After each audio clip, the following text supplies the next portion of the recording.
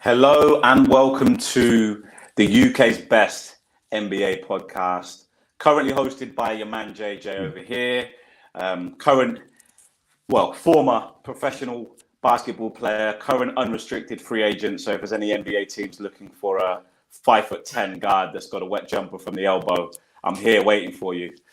Got some bad knees and a 25-inch vert, but I'm here for you. On a serious note, I'm joined by Matt and DZ. So, Matt, could you introduce yourself? Tell us who you are, where you're from, and what you love about the NBA. And then, DZ, can you follow suit? And then we can get started. Yeah, hi. My name is Matthew. I'm from London. Got into the NBA around 2015 during the finals when the Golden State Warriors were going up against pretty much LeBron by himself. And to be fair, it was LeBron's inspiring performances in the first couple of games that really got me into it. I just loved seeing him put the team on his back. And from there on, I've been a fan ever since. Nice. Well, look, I'm going to say this now. I'm a massive Bron fan, so me and you are kindred spirits. DZ, it's your turn to talk, and please avoid the LeBron hate if you can, yeah? I like to call it objectivity, but all right, so yeah. So my full name is Ndewa. My friends call me DZ. From Zambia, grew up in Kenya, Eritrea, the US. I fell in love with basketball when I was in Kenya, probably Eritrea actually, to the 2003, around that time. 2001, 2000. So basically it was around the time of Kobe just coming to the league, and Jordan was on his way out basically. So I didn't see him play much in terms of seeing him play like live on TV. But so I fell in love with Tim Duncan and the Spurs actually back in the mid-90s, and there's a game called NBA Jam, and I used to use the Spurs, Vinny Del Negro anyway. So yeah, and watching basketball is probably the most fun sport to watch. Whenever I go watch it in New York or Madison Square Garden, go see the Knicks. They weren't very good, but just the game was just very exciting to watch. And I used to have a basketball hoop when I was back in Eritrea and in Kenya, like in the back garden. When I moved to the UK, my school didn't really play basketball, so I stopped playing. So yeah, but I still follow the game, and I'm a fan of the Knicks and the Spurs, and and I like to cheer against LeBron. But we can start. Yeah, DZ's a hater through and through. So you've got Matt, you've got DZ, two very different, very intelligent and insightful individuals that analyze the game from different perspectives, and that's what we need today. My name is JJ again. I'm the host, and I'm standing in for our man Olu, who's brought us all together here to have this conversation about the NBA. So we'll get straight to it. Look, we want to talk about the NBA Finals, and for those who are not aware, the Golden State Warriors, the team that's been to the final 6 of the last 8 finals, are there again against the Celtics, who have won 17 NBA championships, the same amount of the Lakers, the two blue bloods of the NBA. And we've got a massive clash. And we saw the first game take place where the Golden State Warriors were leading for most of the game and the Celtics came back and snatched it. But what we're here to talk about today is game 2. And my first question to you, DZ, is what do you think were the main factors that led to the result? Talk about that result, what those factors were. And then Matt, once he's done, tell us what you thought as well in regards to the result. Over to you, DZ. All right. So for me, the main factor that led to the Warriors winning was that a sense of urgency, that I played with a sense of desperation yesterday. They forced a lot of turnovers. If you look at the fact that I think they had a total of 18 steals, which was the most I've had so far. No, that 15 steals, which is the most I've had so far in a series, I believe, this year. So they scored 33 points off those turnovers. So I think the fact that the Celtics were careless with the basketball, and this comes from the fact that they don't really have a true point guard. In terms of Marcus Smart's a very good defender in the regular season and so far in the playoffs up until this series, but they don't really have somebody that can, like, quote unquote, set the table, as they say, like a Jason Kidd, Chris Paul kind of point guard.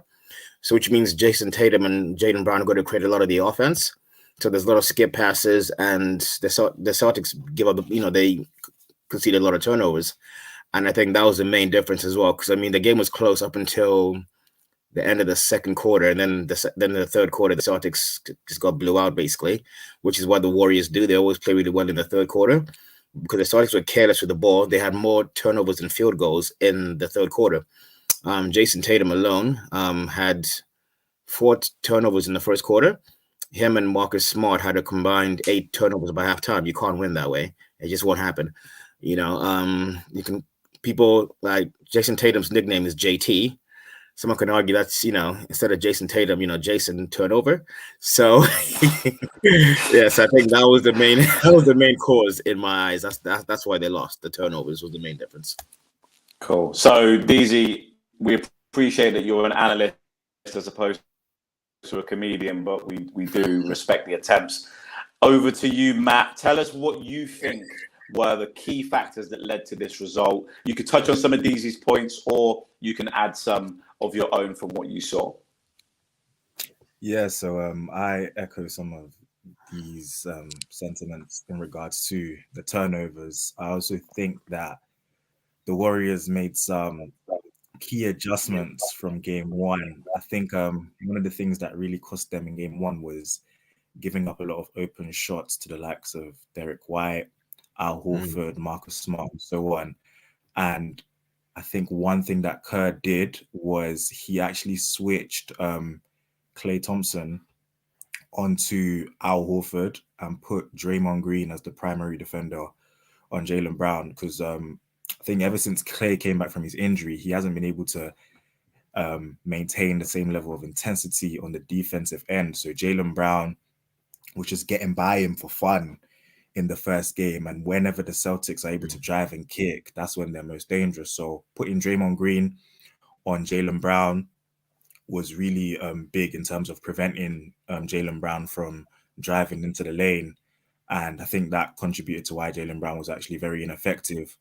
Also, I think an interesting thing that happened in the second half was that the Celtics began to play a drop coverage defense on Steph Curry. Now, I'm not too sure if that was actually strategy or maybe that was just the ineptitude of the personnel that they had on, because we put Tice on at one point, and I think Al Horford was also involved in those situations as well. But drop coverage is literally when the person on the ball gets a screen from his teammate, the player on the opposing team that was guarding the person setting the screen basically drops instead of switching up and actually blitzing the player on the ball. And usually you only do drop coverage on players that aren't really potent from three or don't have a consistent jump shot. So similar to what they were doing on Jimmy Butler in the Heat series. So the fact that they were allowing Steph to come off screens and giving him open shots, I think that's what contributed to the blitz that the Golden State Warriors had in the third quarter, which ultimately led to them winning the game.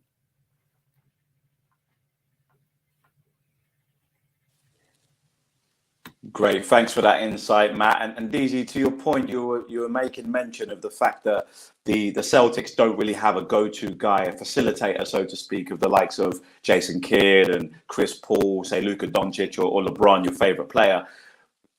In the first game, Jayson Tatum got 13 assists, but in the second game, he only got 3. Can you talk a little bit about why you think in game 2 he wasn't able to replicate the facilitation that he demonstrated in game 1?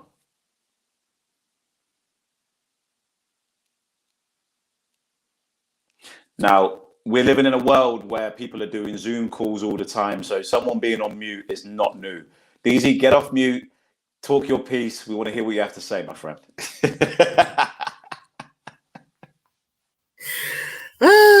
Yeah, so I think in terms of Jayson Tatum, I think the main difference, if you look at game 1, I think he was missing a lot of shots in game 1.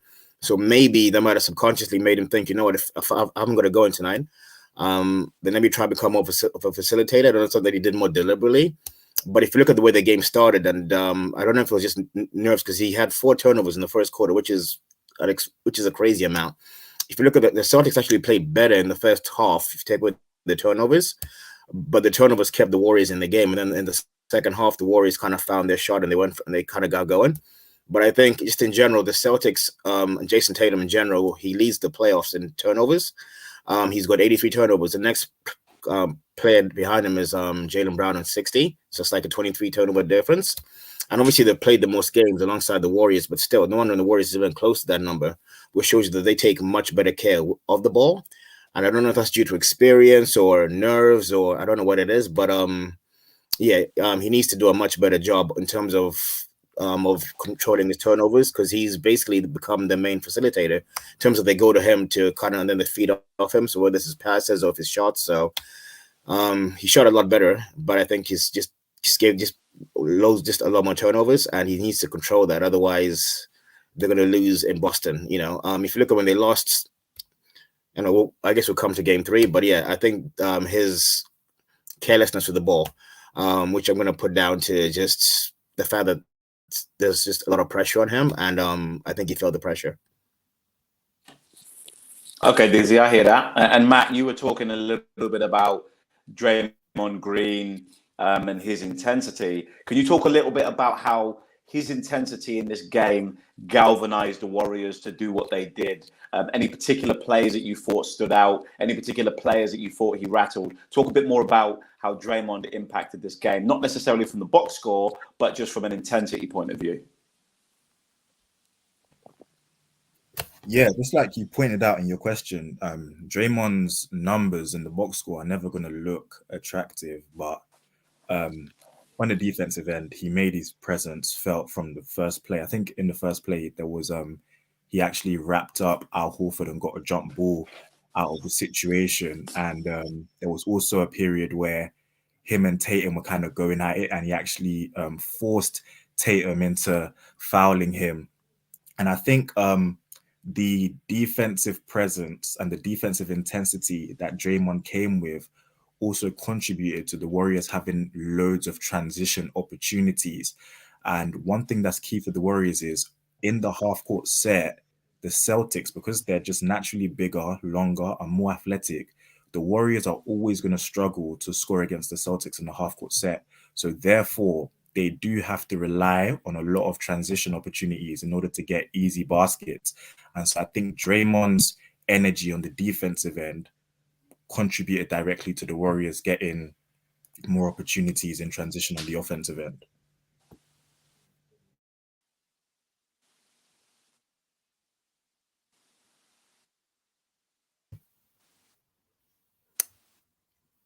Can I just add to that, actually, in terms of Jermaine, your initial question? Can you guys hear me? Yeah, we can. I think Jay's lagging. All right.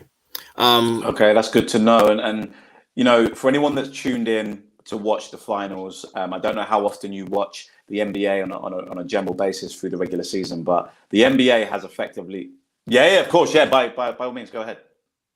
Yeah, go ahead. Yes. Yeah. So I wanted to say that the fact that the Celtics, the Warriors picked up the defense intensity through Draymond Green, which made the Celtics have to create more, it made them have to pass more, and the more passes you make, the more chances the other team has to steal the ball. And I think that might have contributed to Tatum's turnovers and going up. So, yes, I think that might have been related to that.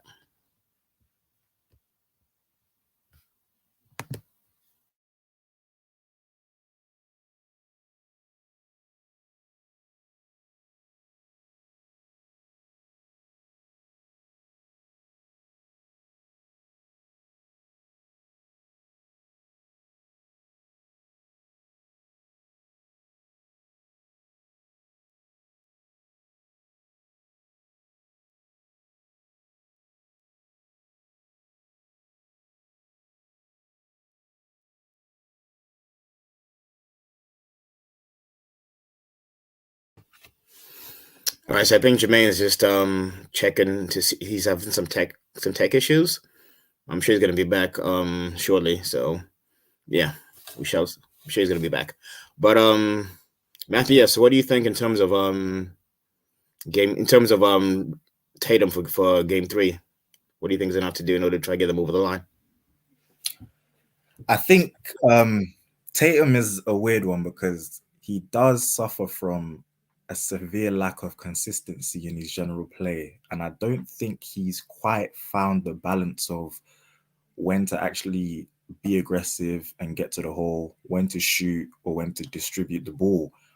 Like, for example, in game one, although he shot 3 for 17, his general play was actually better, both on the defensive end and just in terms of driving and kicking to open guys. Whereas in game two, because he got hot a bit, in the second half, you could see that his shot selection was very poor. Like, he was taking sidestep threes when he didn't have to. Whenever he had Steph on him, he tried to pull up. And I know he is a capable shooter, but in some instances, I think Tatum suffers from not actually understanding what works. So it's almost like when he does something good, he doesn't realize that it's actually contributing to wins. Whereas when he does something bad, sometimes he doesn't realize that it's not contributing. Or sometimes when he does something good, but it's not actually better for the team. So, for example, him taking ill-advised shots when he's got Gary Payton II guarding him, he can easily just drive, the defense will collapse, he can kick it to an open guy. Those kind of plays are better for the team as opposed to him just scoring whilst everyone else is cold. So I think Tatum just needs to figure out and find the balance between knowing when to be aggressive and knowing when to distribute the ball.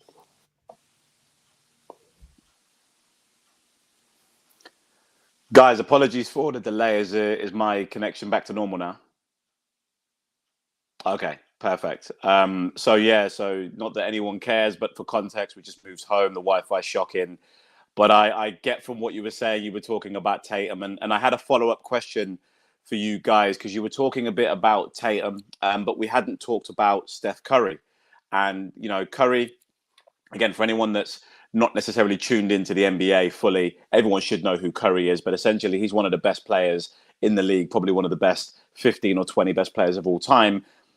Tell me, DZ, from your perspective, what you're seeing that he's done really well in game two. And then Matt, could you as well tell me what you think he could do more of to make sure that they could get a positive result in game three? Yeah, if you look at Steph Curry in game two, he wasn't as efficient as he was in game one, and where he got crazy hard in the first quarter. But I think the fact that he still did enough, because he ended up with 31 points, I believe. And that was in 3 quarters. He barely played in the fourth quarter. And I think the fact that he was able to take advantage of the drop coverage in the second half was big. And his 3-point shooting was 5 for 12, which is still pretty good. In terms of, that's nearly 45%. That's around there. So that's really high. He's a 40%, average for his career. So that's pretty high. 45% is pretty great. And I think for Steph, to be honest with you, he just needs to keep going. He's leading the series in scoring by some distance. And with him, I think if you look, there's a point that Steph Curry hit a 3. When Klay Thompson hit a 3-pointer, I think it was the third quarter, and Steph got really excited because he's thinking, okay, like, my guy is coming along now, and I think he knows that as soon as Klay gets hot, then it's gonna, the Warriors are gonna be they're gonna be in charge. But for the time being, I think for Steph, just keep doing what he's doing. He's clearly come out very aggressive as well. I think he clearly wants the Finals MVP. He probably feels he was robbed a few years ago when they won it. And when his numbers were pretty good, or even the first time when they gave it to Iguodala. So I think he wants the Finals MVP. Draymond Green's talked about that as well. And so I think, he's coming very aggressive, and he needs to maintain that level of aggression, as well as the fact that, just keep going, basically, for Steph, effectively.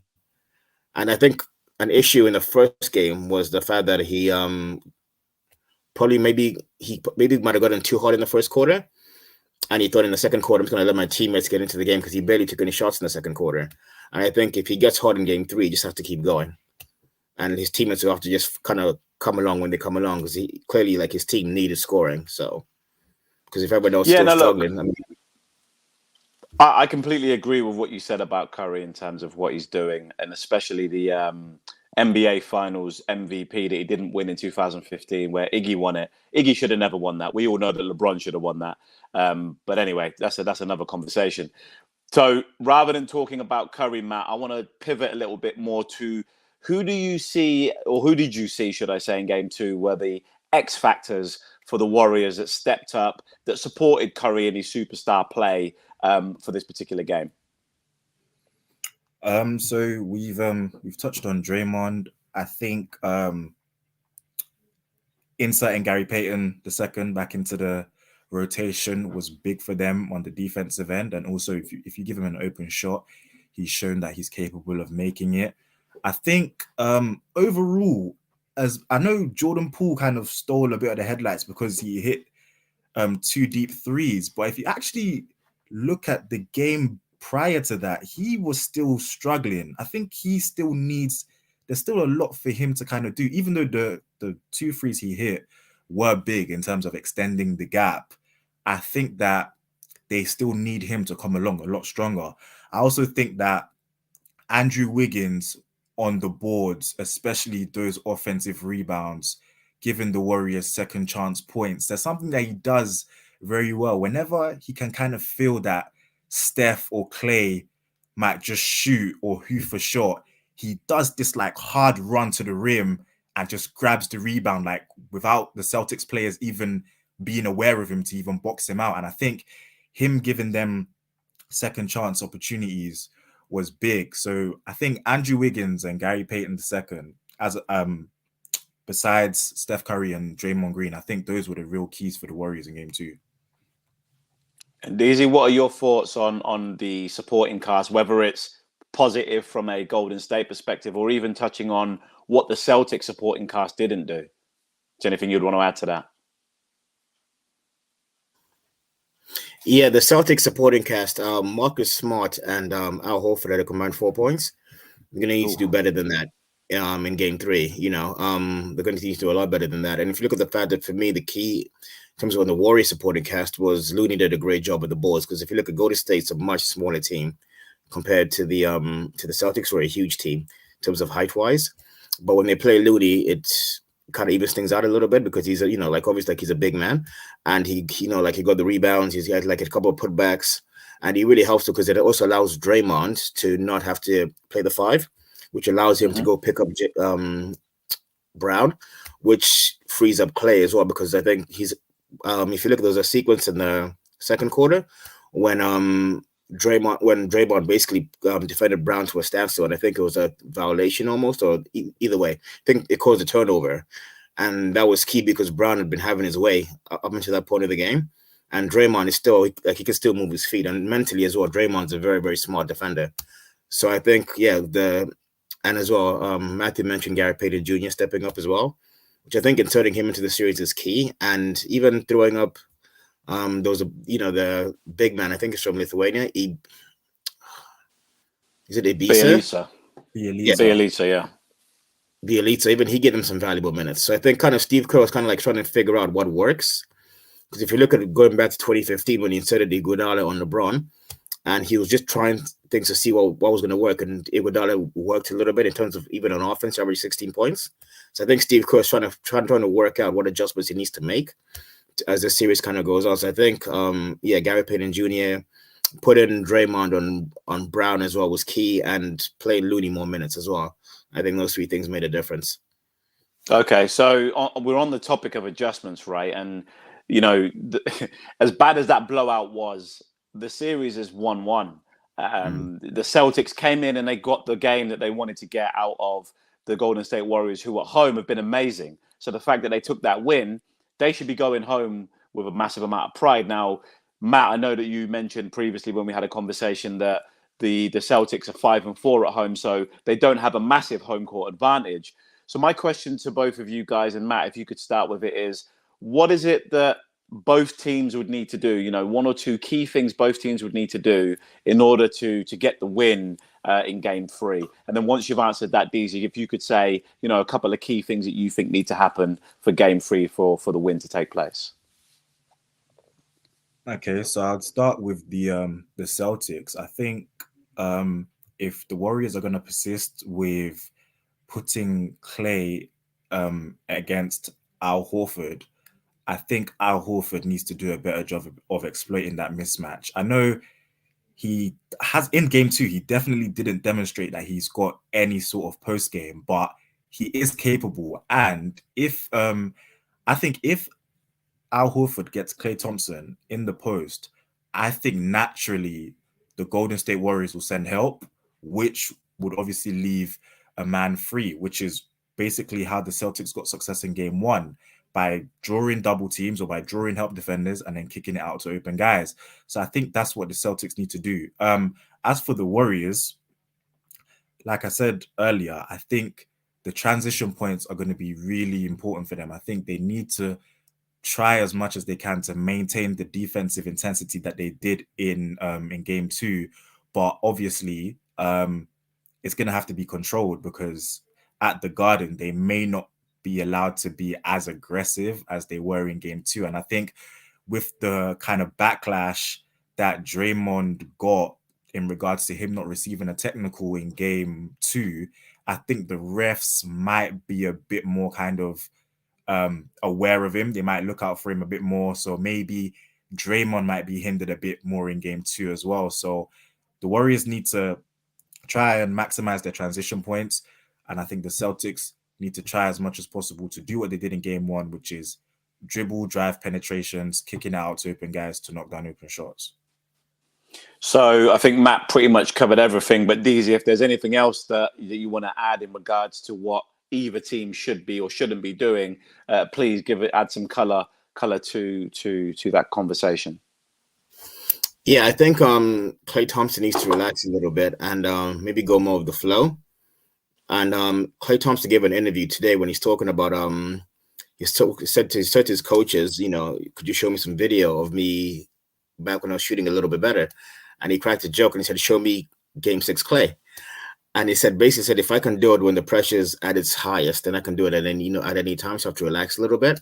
So then Klay went 1 for 9 from 3-point range, which is terrible for someone like him in game 2. And I think that his shooting has to improve. And I think if he starts to knock down some of those shots, then things are going to begin to change. If Klay was shooting at even anything close to his regular level in games 1 and 2, the Celtics would be down 0-2. But his shooting hasn't been great so far. And I think that has to improve drastically, because on the road, the role players and the Warriors might not play as well. And that's when the stars like him and Steph and Draymond are going to have to step up, maybe Wiggins. So, yeah, and I think one thing, like Jermaine mentioned, in regards to the Celtics have lost 4 home games so far. They lost 2 to the Heat, 2 to the Bucks, and which is why both those series won 7 games, because the Celtics had the better team in both series because the Bucks had lost Middleton. So the fact that both those series won 7 games shows you that the Celtics clearly are beatable at home. And once again, comes back to the turnovers, which they need to have to, the coach of the Celtics mentioned the fact that he thinks it's something that they can easily clean up. But if it was that easy, they'd have done it by now, if you ask me, because if they conceded that 18 turnovers in game 1 versus Boston, that 18 turnovers in game 1, that 23 turnovers against the Heat, they had 18 turnovers against the Heat in game 6, and then they had 18 turnovers in Sunday's game. So clearly it's not that easy for them to clean this up. And I think if they continue to give the ball like that at home, the fans might get edgy. So I think the Celtics, once again, the things we talked about, the turnovers, and Jermaine, when you were off earlier fixing your audio issues, Matt was talking about Tatum. And he mentioned the fact that Tatum doesn't seem to register certain situations. I think Tatum, if you look at when Kobe Bryant was alive, he had this TV show called Details, and he talked about Jayson Tatum, and he said that there's things that Tatum had to work on his game, and Tatum spent a lot of time training with Kobe. So Tatum's got a Kobe type mentality where like he's done a lot of practice and there's a lot of muscle memory there. But there's times when he'll have a smaller man on him and he won't post him, because in his situation, he gets the ball in a certain situation, he's going to shoot a certain way. He's practiced it 1,000 times. That's just what he does, which is what makes someone like LeBron. So because LeBron can understand the different situation, like, okay, I've got a smaller guy on me. And yes, I've done this before, but the smarter place to do this. While Tatum and Brown, they just have certain movements that they go to, certain plays. And I think he needs to, it won't happen this series. It has to happen, I think, as he gets older and gets more experience. But he has to become less robotic. And in terms of like, he gets the ball and just think, yeah, he has to look at who's around him, who's open, and more importantly, who's guarding him. Because if he's got a smaller guy on him, then post him up. Don't shoot that long jumper. But yeah, but I think in general, the Warriors have to just play really hard in defense and cause those turnovers. And if they do that, then they'll win. Nice. And for a bit more context for those who might not be watching ball as much as we do, Jayson Tatum's 24. So he's got a lot of time, hopefully, to figure out what situation works best and how he can adjust. All great players go through their experiences. You know, you think back to LeBron in 2011, he had JJ Barea on him and he didn't post him up. So the pressure can get to you quite easily. But it's a very valid point that he needs to learn how to adjust. And if he's dealing with or used to deal with Kobe, he needs to have that Mamba mentality. Anyway, moving on now to the final part of the conversation. Matt, DZ, I want you to tell me your predictions for game 3. I'm not going to give a prediction because the last two have been so off, and I don't even want to make it look like I don't know what I'm talking about. So, Matt, over to you, my friend. What do you think is going to happen, and who do you think is going to win? I think the Golden State Warriors are going to win game 3, and it's purely because I think they have to win it. I think this is as much of a must-win game as game 2 was, because I do not think the Warriors want to be in a position where they're in a must-win game 4 at the Garden. Now, although the Celtics, for some reason, they do tend to struggle at home. I remember game 3 and game 6 in particular against the Heat, I just did not like what I saw in both games. They just got really tight, making big mistakes. They tried to a late spur on at the end, but it just wasn't enough. And I think at the Garden, the superstars in particular, Brown and Tatum, they just get tight. They just somehow, they don't manage to find a way to get going at the Garden. And I think the Warriors can take advantage of that. So because of those reasons, I think the Warriors will win game 3. Awesome. DZ, what do you think will happen? I think the Warriors will win game 3 as well. I think Klay's going to find his stroke, and when he does, I think the Warriors are going to win. So I think they're going to win game 3. Like Matthew said, the pressure is definitely on the Warriors because they've lost home court. But I think Klay can't shoot any worse than he has, and I think as the previous series have shown, when the pressure turns up, Klay shooting gets better. And I think in Boston, the pressure is going to be on because then the role players won't play as well. And it's going to be down to the stars to carry the Warriors through. So I think Klay is going to play better in game 3, and I think they're going to prevail in game 3. They're going to beat the Celtics by 5 to 10 points. Cool. Okay, like I said, no predictions from me. I'll leave it to these amazing analysts to give their predictions. I'd like to say thank you for tuning in and listening to us talk. I'd like to apologize on behalf of my Wi-Fi for not stepping up, but next time, hopefully that will be resolved. Matt, thanks for coming. DZ, thanks for coming. Olu, thanks for arranging. Have a great day. Stay blessed, stay healthy. And until next time, let's chop it up. Take it easy, guys.